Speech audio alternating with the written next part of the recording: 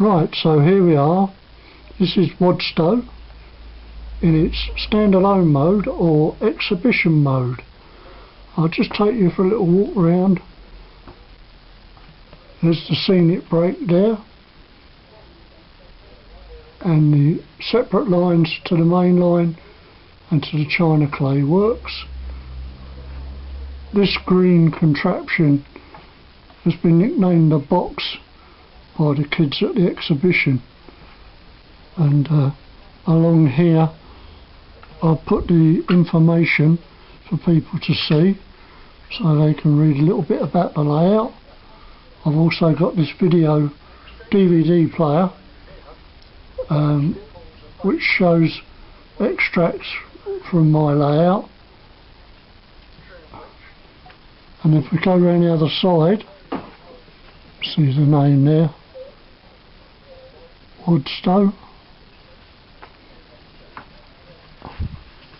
and you come to the box, or it's the fiddle yard. It's where I keep all the spare stock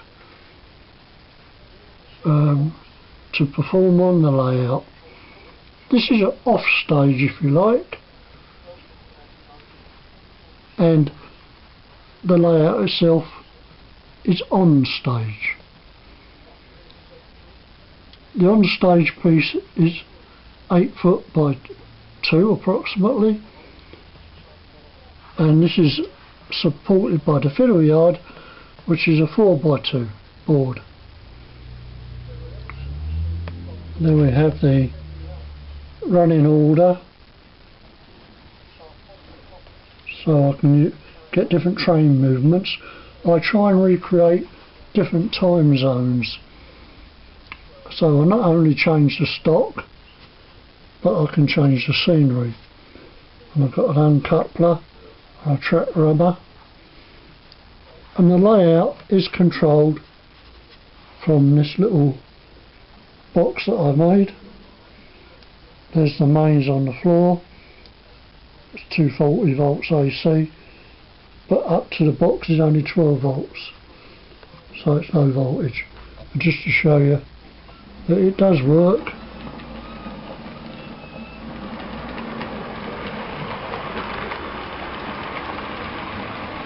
there it goes into the station under its own steam, as it were. So not only do I change the stock, but I also change the scenery. And this is how it might have looked after the transition from steam to diesel.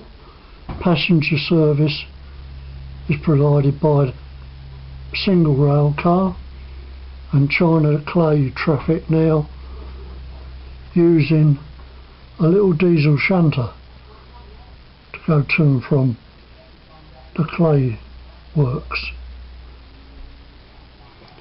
Simple effect, but it does ring the changes on your layout. And so into the 60s and 70s, the green of the diesels has given way to British Railways corporate blue, and on china clay traffic they've introduced clay hoods, which have refurbished clay trucks but are now fitted with vacuum brakes, which negates the use of a guard's van.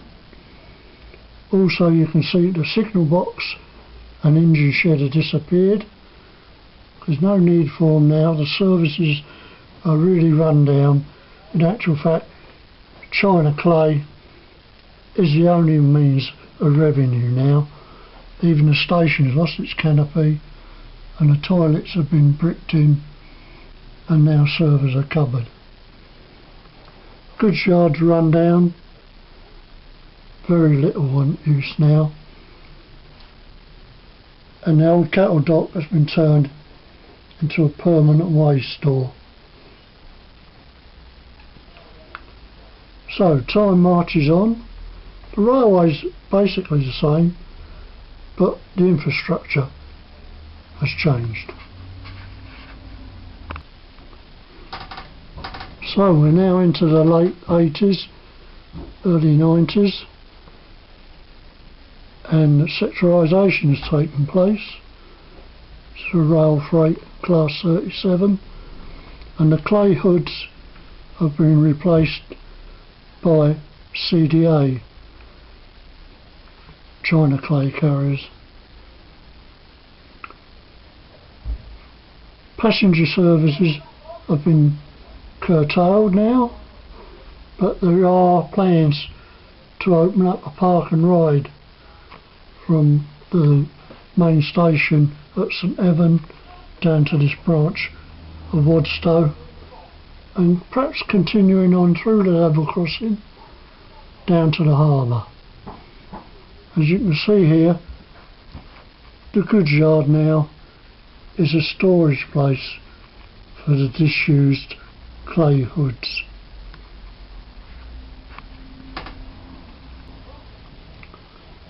Right, we're now bang up to date with privatisation.